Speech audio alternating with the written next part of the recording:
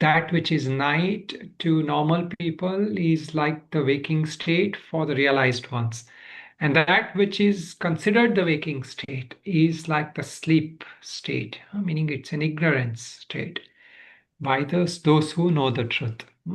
So contemplation wise, we can ask ourselves questions such as like, what is my life? Do I have a sense of purpose in everyday life? When I wake up in the morning, am I reminded of that purpose? So even if it is a purpose related to some mental progress, development, worldly life, that is also something that is at the most minimum necessary for everybody.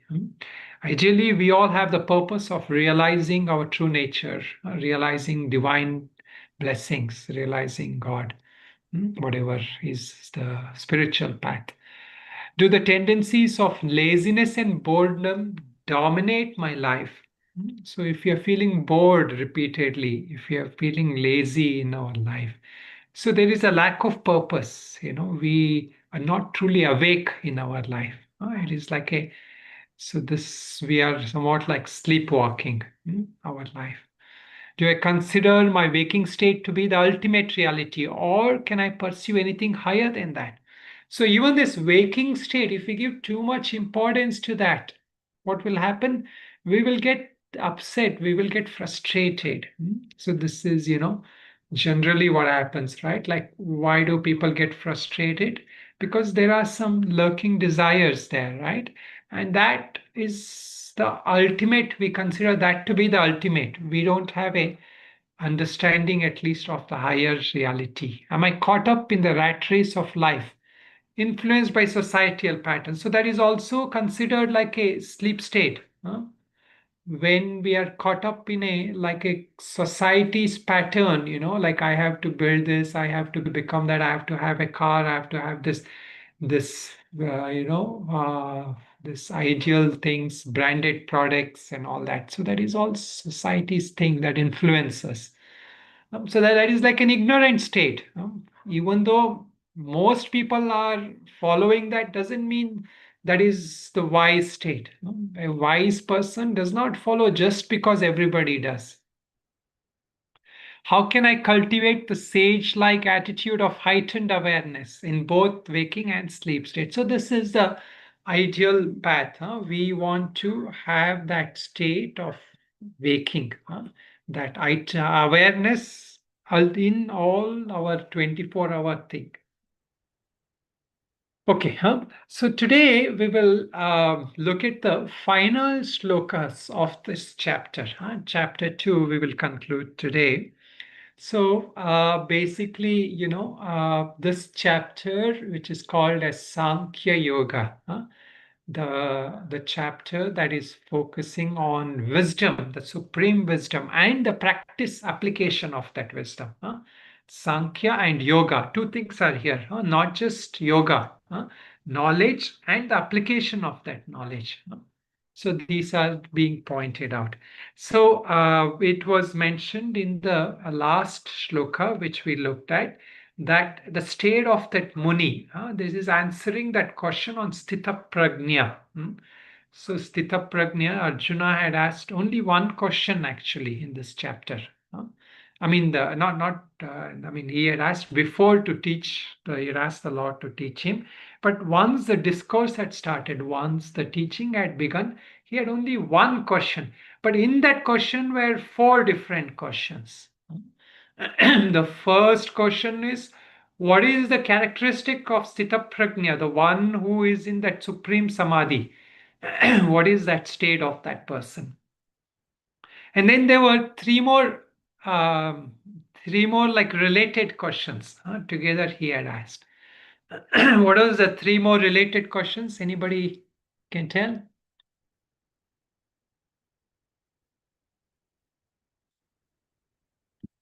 How does he walk? How does he talk? Yes. And One more.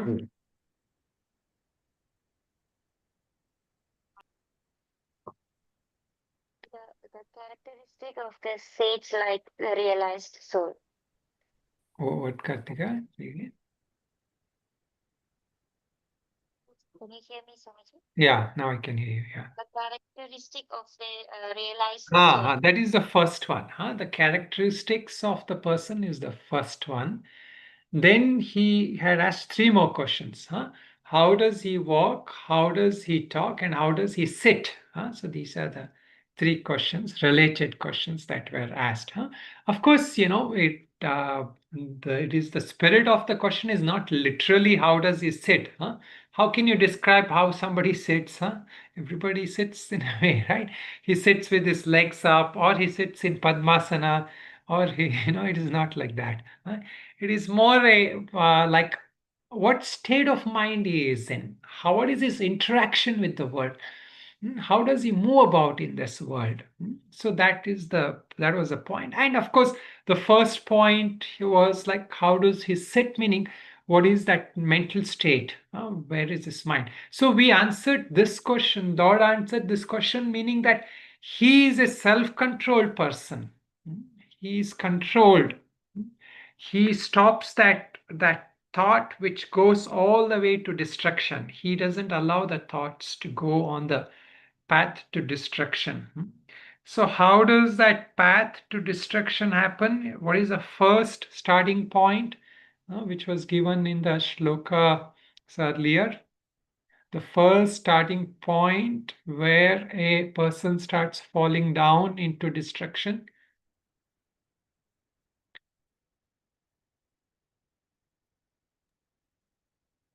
The brooding of the Yeah. sense. Yes, yeah, brooding on sense objects. It starts from brooding on sense objects. And from brooding on sense objects arises attachment. It was mentioned that from attachment, what happens?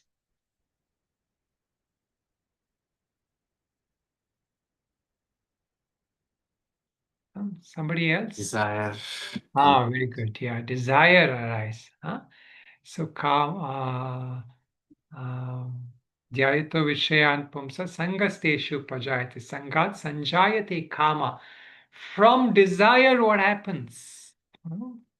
Krodha. Krodha, anger. See, that is sometimes, whenever people say, in whatever level, when people say, I am irritated, I feel upset, I feel frustrated. See, all these are the words people use, right? So, whenever there is frustration, whenever there is even irritation or anger, so if you really look back, you take your life and look at whenever you feel angry, even if it is simple thing, you're driving on the road, somebody cuts through, you get angry. So what is the anger there? There is a desire that nobody should obstruct my path. Of course, that is a legitimate desire, you can say, when you're driving a road. But still, that where does that anger there, where does that frustration come from? Every frustration has a lurking desire behind it. So, of course, some noble desires we can have, like I want to study, I want to do my sadhana, I want to. So these are all. I want to serve do my duties. So all that is okay. And there also, but we have to be aware. Does that frustration become very? That it become a very deep thing that it doesn't allow me to function. So those are where even a noble desire is also sometimes a trap. It can cause us frustration if we don't watch ourselves. And then from that anger arises delusion, and from that delusion, loss of memory to loss of viveka, intellect. And from there, the destruction. So that was mentioned. So the self-control was mentioned. Now, what happens to a person who has controlled his desires? So in order to explain this, the next shloka, we might have looked at it, but we will just chant these shlokas again and start.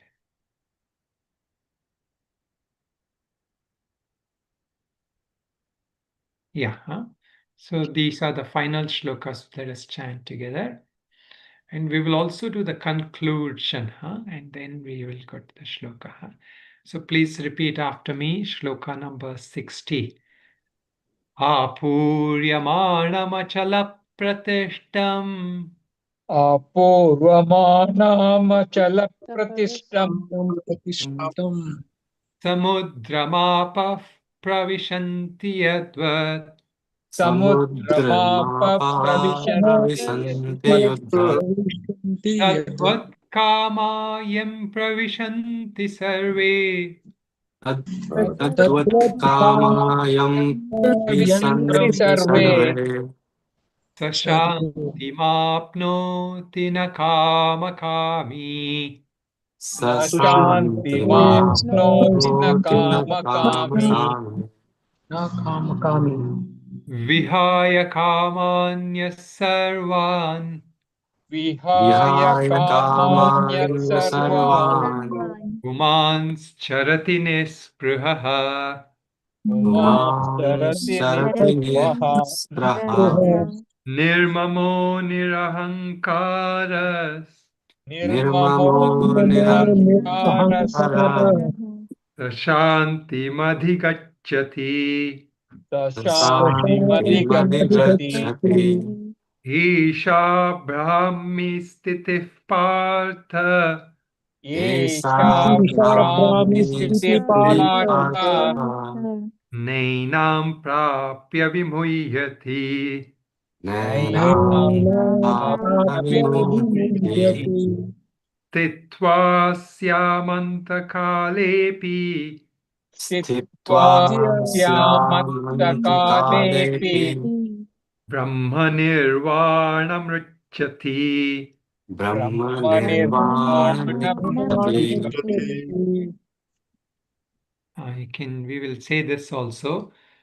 Om Tatsariti Srimad Bhagavad Gitasu ॐ तत्सदिति श्रीमद्भगवद्गीतासु Upanishatsu Brahma Vidyayai उपनिषत्सु ब्रह्मविद्यायां Yoga Shastre Shri Krishna Arjuna Samvade योगशास्त्रे श्रीकृष्णार्जुनसंवादे Samvade Sankhya Yogo Nama Dvitiyodhyayah साङ्ख्ययोगो नाम द्वितीयोऽध्यायः Yaha. Okay, so this is the completion of the chapter. So let us look at this final shlokas. So now a illustration is given here. We briefly looked at this. The metaphor. What is the metaphor? Apuryamana machala pratishtha. There is an ocean. I mean, every ocean. What is the nature of that ocean? That ocean is already filled with water, and it is seemingly unmoved. A ocean is stable, unlike a river. A river is constantly flowing, right? And a ocean is stable. It is like the waters are already there, full flowing with water. Hmm. Uh, Now, when new waters come into the ocean, like how the Ganga river from here, it flows all the way, and what happens? It merges into the ocean. So all these rivers, they go into the ocean. But when they go, what happens? Tadvat kama yam pravishanti sarve sashanti mapnoti na kama kami. That ocean is not moved, it remains as it is. Similarly, a person who is full internally, meaning he's identified with this infinite nature, who is connected always with that purnatva, that infinity within. Such a person, whatever desire comes, whatever other thoughts come, anger, desires, everything come, he doesn't get shaken. Why? Because there are 2 points here mentioned, right? One is because this person is already full, that like an ocean, the ocean, the two adjectives given, that's that fullness of that ocean and that immovableness, meaning it is grounded. The ocean is like grounded. So similarly, that person who realizes one's infinite nature, no matter what desires come, what kind of worldly thoughts come, he is connected with him. He is content within. There is nothing that can shake that person. So a realized person, vision is that all things are his own self. So this is what is coming to. From that ultimate perspective, what is the substance of matter? What is the substance of this world? What is the substance of everything? That core substance of everything is consciousness. So everything is ultimately consciousness. We say that there is Prakriti, there is energy, there is Maya, all this. But even all that, what is the basis of all that? That is consciousness. So once we realize this, and we realize that nature of consciousness is that not just it is conscious, it is also Ananda. We say Sat Chit Ananda, meaning it is complete. There is nothing to seek outwardly, right? So this is what happens. A normal person, what happens when something comes too much in his life, like too much happiness comes, too many, he gets excited, right? He's over elated, over excited, and something leaves him, something he loses. He doesn't have that same privileges. He gets irritated. So these are the ways a normal, no, most of us are like that, right? We get elated when something good happens, and we get disappointed when something unexpected or not desired happens in our life. But that is not the nature of the realized person. That realized person is always like that. Why? Because he's abiding in that true knowledge. He's abiding in that true reality in the Mundaka. That shloka is there. Parikshalokan karmachidan brahmanaha nirvedamaya nastya kritakritena. When does a person come to seek spirituality? When he has examined the world, he has seen through the world, and he has realized that the world, no matter what kind of things I do to get something, that thing that I get is not going to be eternal, meaning it is not going to be fulfilling, and it is not going to stay forever. So that which is not fulfilling to me, that which doesn't complete me, that world, nobody, no, nothing in the world can ever give us that sense of completeness. So we think sometimes, temporarily we think, this person or this object, if I get, then my life will be complete. But that is a delusion. We know that over time, everything changes. And again, we will seek, again, we will look for something from a worldly perspective. So this is the state of a person. See, when you see our state also, when we come to the spiritual path, the first step is for our mind. There's a comparison given in another kind of scriptures. It says that the mind, when you first start off on the spiritual path, it is like a waterfall. So this is a comparison given to another. So waterfall is what it is, like the water is flowing. It is like everywhere. It's forceful water. You don't have control over it. So our mind is like that. It's like this huge water. The water goes in every direction. Everywhere it's flowing away. Then slowly you start learning, you start understanding the nature of mind, you start understanding the nature of what is that you're really seeking, and you start putting practice through some japa, mantra, meditation, yoga, and you start doing practice. Then the mind becomes like a river. It starts flowing in one direction. It's like that water flow. The mind's flow is slowly channeled in one, but still you cannot control it. Suddenly waters might come. Like sometimes the Ganga River here, almost every second year it happens. There is a huge cloud burst somewhere in the mountains, and the whole sudden water flow increases. Or the another river, like Ganga is made up of different rivers, Alaknanda, Bhagirathi, all these are rivers that flow. Some rivers overflow, then the overall impact on that river is huge. Even if they try to put the dam, it will break through the dam. So that is how it is. That force, that energy is so high. So slowly with knowledge, when we start to realize the true nature of knowledge, the true nature of self, and we start practicing deeper, Then what happens? Slowly the mind settles and it becomes like the ocean or a still river. So this is an analogy given. The mind starts from being a waterfall. You don't control it. Water is going everywhere, and it slowly gets channelized like a river, flows in one direction. That is the sadhaka. The sadhana is happening. You're trying to accumulate all that energy and channel it into a controlled way in one direction. But still, you don't have control until it comes to become like this example given here in Gita, like the ocean. Then the mind gets settled because you are grounded to the deep essence of your being. So this is the illustration from a full perspective, but here he's talking only on that final part. And this is the state of a person who is a sthita prajna. His desires are all, whatever desires are coming, there may be still desires coming in the mind because that he is still subject to that samskaras, that vasanas, and that prarabdha. Even though we realize the self, that desire will be there. Like if you a sage, many sage we hear stories, right? Like even though they are there, somebody where they are born, somebody gives them something from there, then immediately their memory is awakened about that, right? But what happens? They don't invest in it. They don't really follow through so much with that. If it comes, it comes. They don't care so much. So that is the state here.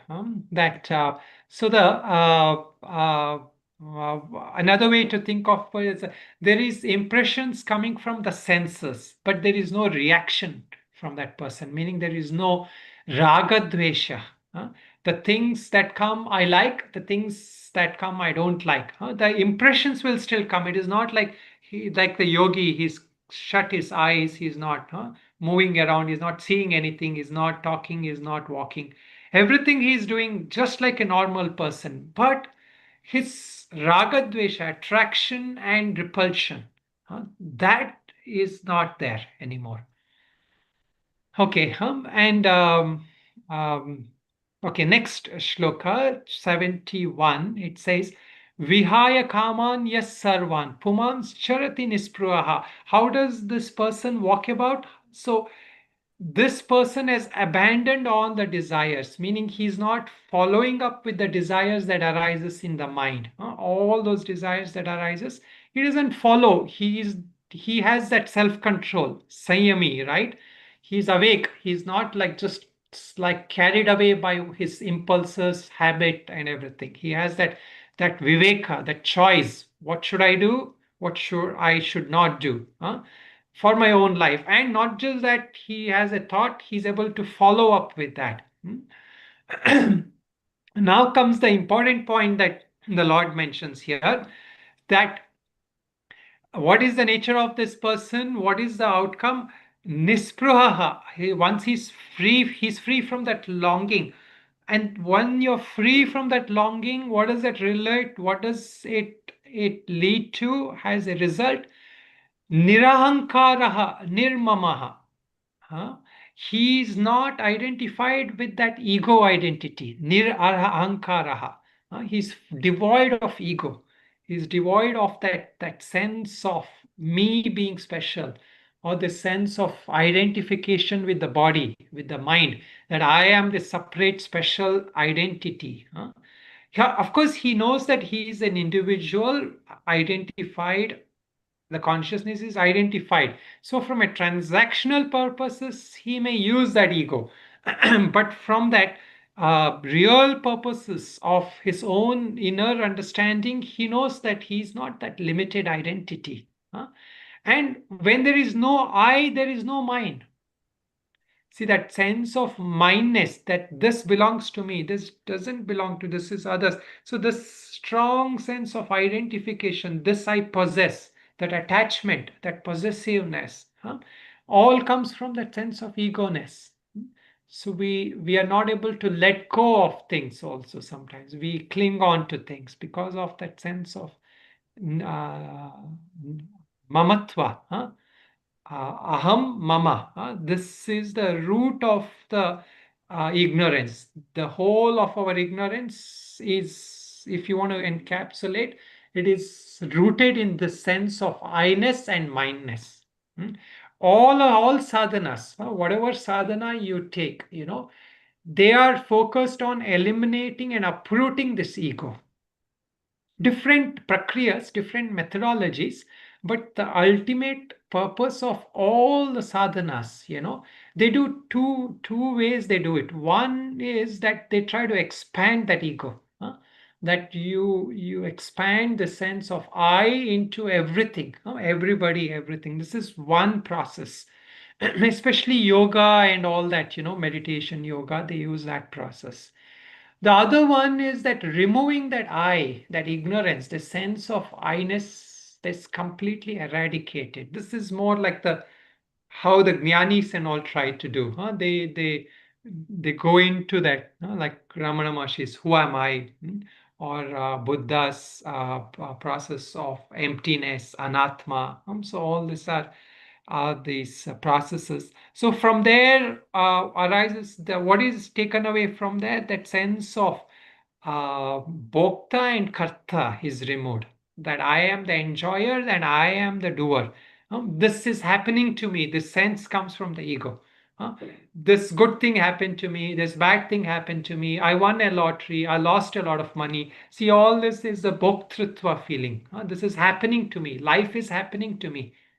Sometimes they say, right, like people have the sense that of everything bad happening to me, that sense of victim nature. Or it can be that superiority nature, superiority complex. I am doing anything. So that is the kartrutva, that sense of karta is a doership. So in that example, that when everything is coming into you, that is a bhoktrutva. Now this person is moving around. That when there is no bhoktrutva, when you're like an ocean, no matter what comes to you, you don't have that effect that this is happening to me as an individual. At least, not at that ultimate level. From a relative level, you may still experience something.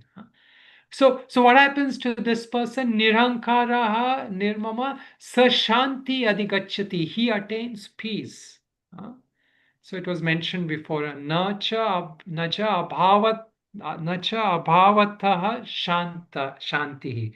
The one who doesn't contemplate, the one who doesn't meditate, the one who doesn't know the truth, that person doesn't have peace. And without peace, there is no happiness. That true nature of happiness we cannot experience without peace. So here, this person who is free of ego, free of mindness, that person alone attains this peace. He alone is the one who attains this peace. And so here is where, like whether when you look at it, like all sense of as I mentioned, all sadhanas, like when you look from a karma yoga perspective, they're trying to remove that bhoktrutva kartrutva. The ego is being eliminated by removing that bhoktrutva kartrutva. You do activities, you do work like seva. Everything is like seva for you. There, that karma yoga perspective. You are willing to serve, you're willing to do something without expectation of result, without somebody saying that you did this. Then in the Bhakti Marga, it's different. Bhakti Marga, it is surrender. You give that little self to that supreme self, that infinite self. You let go of that me identity and you think that God is the doer. God is the one who everything is done by God. And if he gives me something, I take it as prasada. But he is the real doer. So that is the Bhakti. There also ego is being eliminated through the process of surrendering that little I to that cosmic I. Then comes the dhyana yoga. The dhyana yoga, of course, the yogic path has different processes. One is the chitta shuddhi, that process, chitta vritti nirodha, purification of the intellect. The mind is purified of everything that gives it that egoic identity. And also there also in the Raja Yoga path that you attain that oneness. You expand that sense of I to that infinite I. And finally comes that Jnana Yoga, where the process is both. You look into that source of the I, or you realize that I am that supreme consciousness. I am this one essence consciousness. So the both the processes. So ultimately, this whatever process, whatever sadhana, especially the sadhana given by our scriptures, whatever sadhanas are there by our rishis, scriptures, whatever sadhanas have come, they are for eradication of this ego. So that is why in this concluding shloka, the Lord is giving that result. What happens? What is the where are we heading? What is the ultimate purpose? The ultimate purpose is this eradication of this ego. So, so both ways, like either through expansion of that ego or eradication, removal of that ego, inquiry into that ego, looking into that sense of self and inquiring into it. So this is where, like when we start off from our contemplation, we have to look at the sense of our desires. Is that desires self-centered? Is it egoistic? Because the first process is purification of the desires. Whether through karma yoga or bhakti yoga, we purify the desires. And also in seeking the goals. So this is where, he connects desires to ego here. So the connection between the how he talked so much about self-control, and now he connects that freedom of desire to being free of ego. So so ultimately all our desires, they're not really, we think sometimes, we are seeking some object or something, but many times in there is a sense of self-validation, a sense of self supremacy, self-acknowledgement, I'm special. Even the sense when people have that pity, I'm no good, there is that sense of ego, that identification with this body and mind, which is not good, as good as others. So that is also like a sense of ego. Okay, now the last shloka we will look at. Esha Brahmi Sthiti Partha. Now he attains that highest state, that supreme state. What is pointed out as Sthita Prajna, he talks here as the Brahmi Sthiti, that state of being established in Brahman, in that supreme consciousness, in that supreme reality, identification with that supreme Brahman. Brahmi Sthiti. Sthiti means he has used, for the lack of language, the word state, but it is not like a state which comes and goes. Like I'm in a waking state, I'm in the dream state, or I'm in a happy mood, I'm in a sad mood. See, these are all states, mental states. So here it is not like that kind of state. It is that one eternal state, that one state from where everything arises, that one state into which everything goes, that one supreme state. So he says, na enam prapya vimuyate. Once you attain that, you're no longer you're deluded.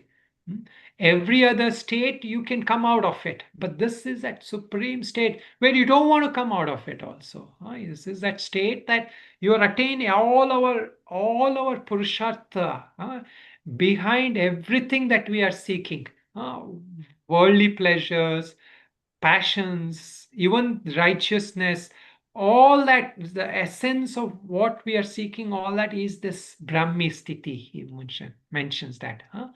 Stitva asyam antakale api. Even at the point of death, if you realize this state, even if the point of that you are able to abide in that state, just at the point of death. So the Lord will say in the later chapters, that point when you die, what you think of, what is that predominant mental state, that is what you will attain. It will come in later shlokas. So if you think of Lord, you will attain the Lord. If you think of that oneness of consciousness with Brahman at the end of that point before death, you will attain that. And what is the word for that? Brahman Nirvanam Richati. Brahman Nirvanam, he says. Nirvanam is a word that is used more often in Buddhism, There it refers to complete cessation of everything. But the Lord here is using this word Brahman Nirvanam. And of course, Gita is a much older scriptures to everything. So a lot of times these words are borrowed, from everywhere. So Brahman, that supreme Lord, that supreme identification with that supreme reality where all worldly activities, mental activities, worldly kleshas, worldly samskaras come to an end. What in Yoga Sutra is called as nirbija. That seed is uprooted, the seed from which all our afflictions come. That seed is uprooted completely. Antakale api. So there are some commentaries on this. Antakale api. Lord Shankaracharya says that why is this word api that also in this last state is mentioned? Because he mentions like a brahmachari, of the four ashrams.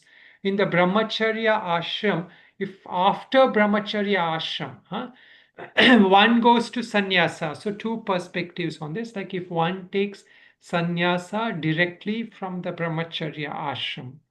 So then what happens? That sannyasa is like a death, So you do your death rituals. So even at that point, like a person who is from a brahmachari, who is established in the truth, takes sannyasa, he is already free. Meaning that kind of a Vedic death happens. So or another person is a brahmachari who becomes a jnani. He gets moksha. He at that stage and remains as a jivan mukta. So he is physically continuing to live, even whether he has taken sannyasa or not. He continues to live. Um, and when he continues to live, what happens?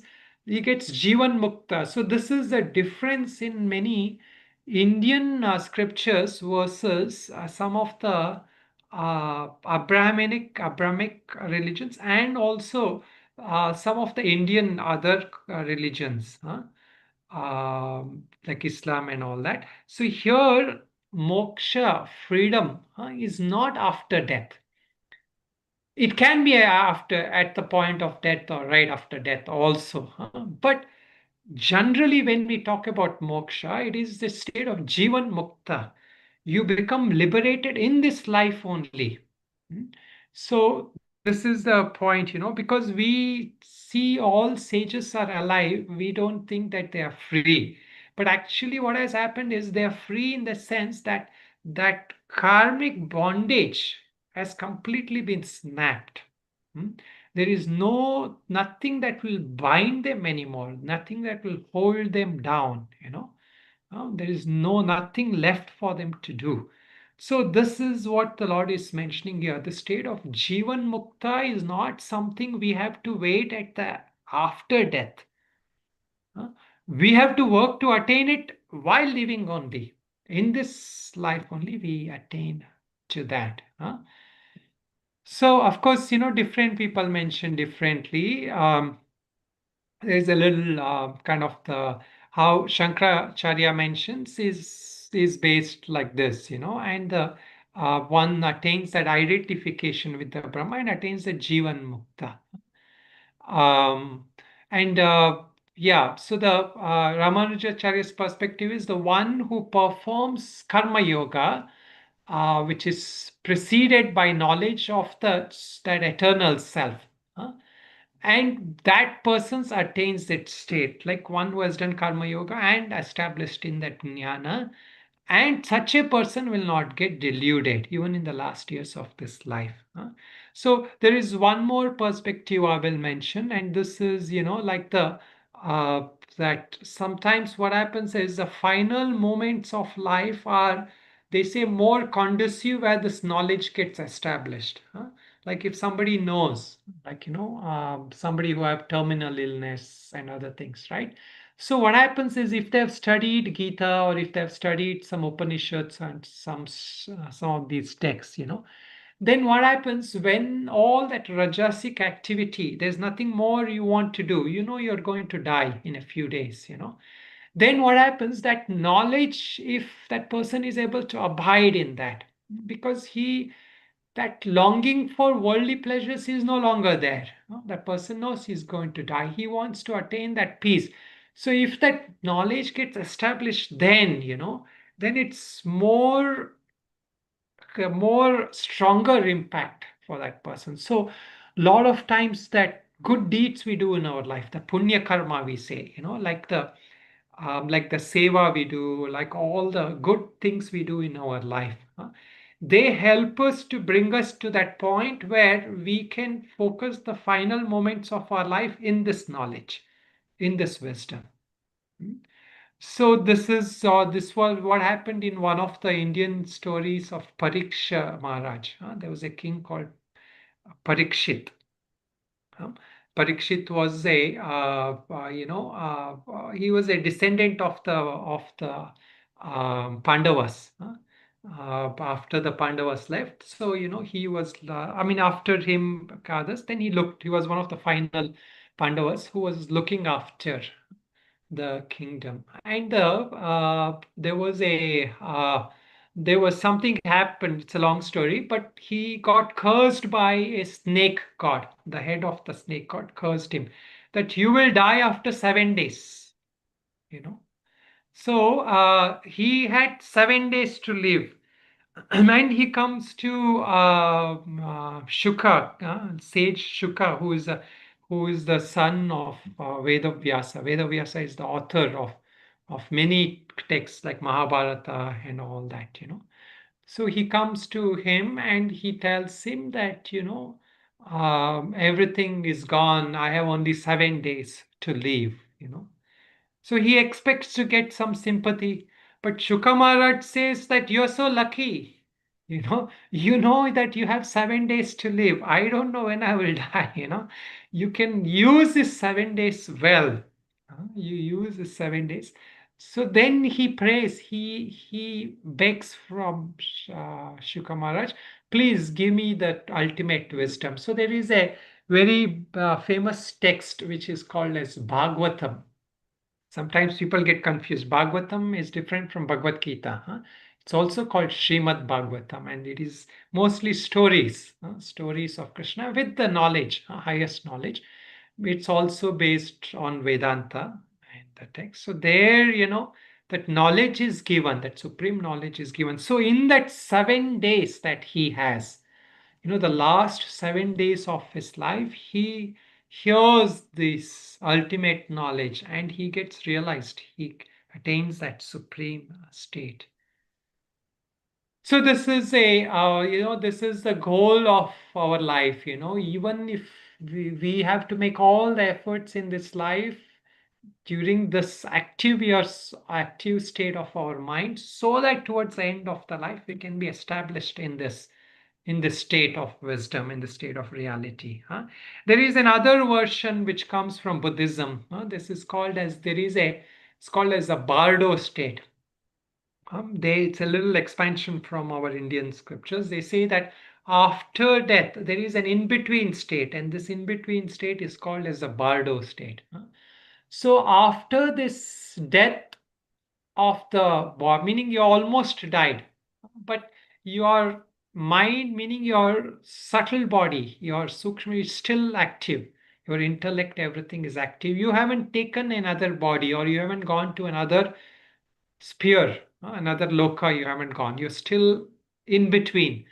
In this in between thing, the intellect becomes alive. Your body is no more. Your force of your samskaras is also no more for a small phase.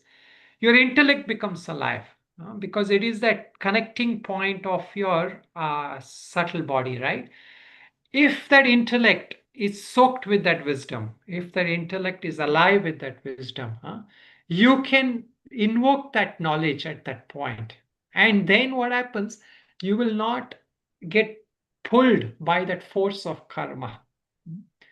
So this is how they say, which is very close to many things Indian scriptures say. But in Indian scriptures, there is no specific definition of this in-between state.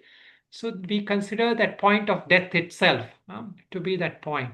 So the point of dying, meaning that we may not have conscious sensory activity. But there is a point when the body is almost disconnecting with the outer world, but the mind is still there. That is why even in science also they say, sometimes if you're near a person who is dying, they say they can hear you, they will say. Meaning that mind is still able to. And of course, hearing is one of the last, the senses wise, the later senses that goes away. Okay, so now he comes this point, Brahman Nirvanam. This is this ultimate freedom. So the shloka here, it is the end where he ends. He ends this chapter talking about this, and the final thing, which we chant in every class, we will towards the end, more or less the same, except that last word, that Om Tat Saditi. I think I've explained this at the end of first chapter, but I'll briefly explain again. Om Tat Saditi. Om Tat Saditi are these are mantras which are usually chanted. Tat Sat. These are pointers to that supreme reality, and also these are ways where we remedy any kind of shortcomings that has been created in our study, in our practice. If there's been any kind of lapses we have had, it's a way to, Vedic way to, in fact, in Bhagavad Gita, it will come later. What is this?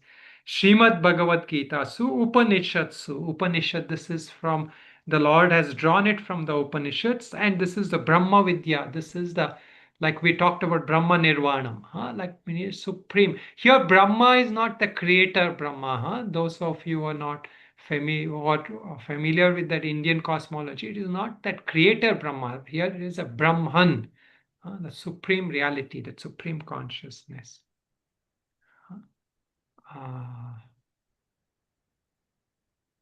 Okay.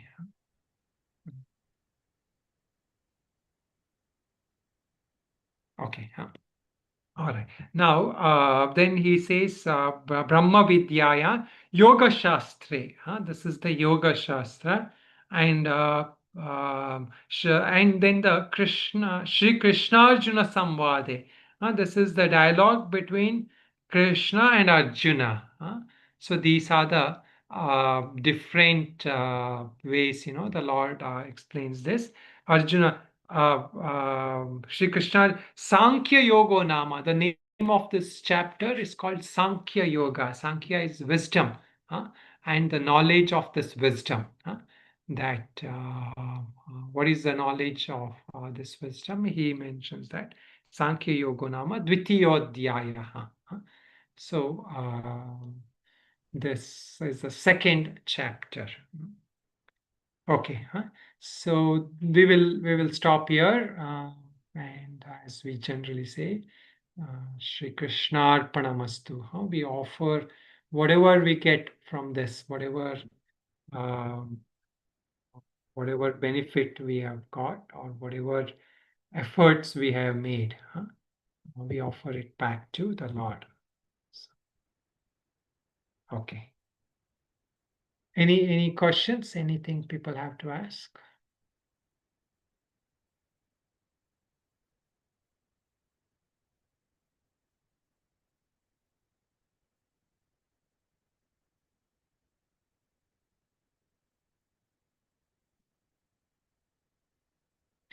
Okay.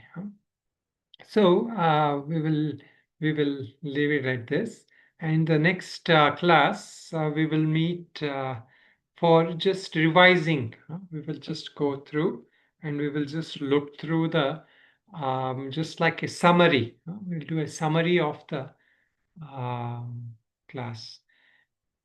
Now, there is one thing that I want all of you to try and do. Usually when we do summary of the class, I also, ask you for questions. You all can ask the questions, but briefly, we can also address that. But I also want all of you to try to make an effort to identify one or two shlokas.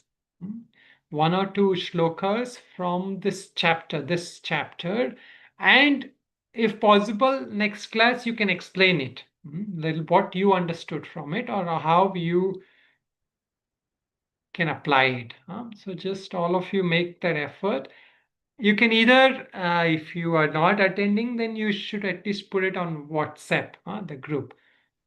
In the, you can share it there. If you can't attend, or you can put it here also in the text, whatever way you can share it. But I want all of you to try to make an effort so that I am at least I get an idea, how much all of you are able to follow this. Okay. Any questions, comments, anything? Anybody want to ask? Okay. All right. So we will just say a closing prayer.